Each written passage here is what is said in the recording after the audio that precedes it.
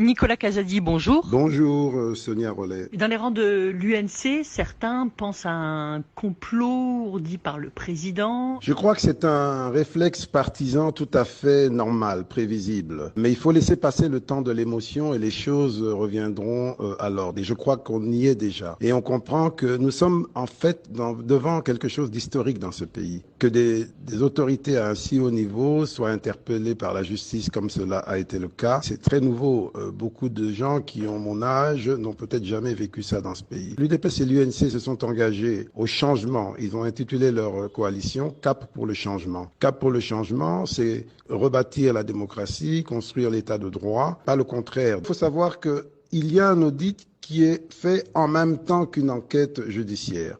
Et l'initiative de poursuite a été prise par la chancellerie, approuvée par le Conseil des ministres, et c'est là que nous sommes. Donc tout a été fait dans les règles. Vous-même, vous avez été convoqué par la justice.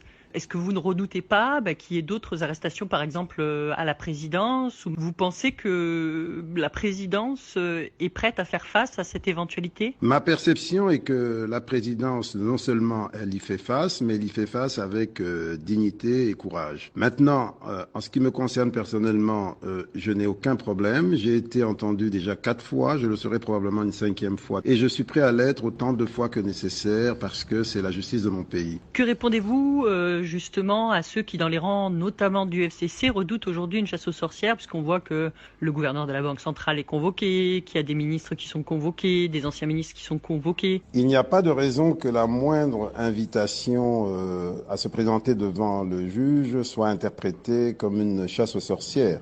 Les gens que vous citez ont été impliqués dans le processus du programme des 100 jours, qu'ils soient invités, il n'y a rien de plus normal. Ça ne veut pas dire qu'ils sont coupables ou condamnés. Le problème, c'est qu'on est à une ère avec les réseaux sociaux où toute invitation est interprétée comme une condamnation. Est-ce que vous ne redoutez pas quand même que cette affaire judiciaire fragilise le président de la République? On voit que l'opposition dit déjà que c'est difficile d'imaginer que le directeur de cabinet puisse agir sans l'accord de son patron. On voit aussi que cela crée des tensions au sein de la coalition au pouvoir. Je ne vois pas en quoi ce qui se passe pourrait fragiliser le chef de l'État qui est dans sa position en train de montrer qu'il est en accord avec ses engagements. Au lieu de fragiliser, je crois qu'il faudrait plutôt trouver le terme exactement contraire. Pour vous, il en sort grandi? Dans la mesure où il fait progresser l'état de droit et la lutte contre la corruption, absolument.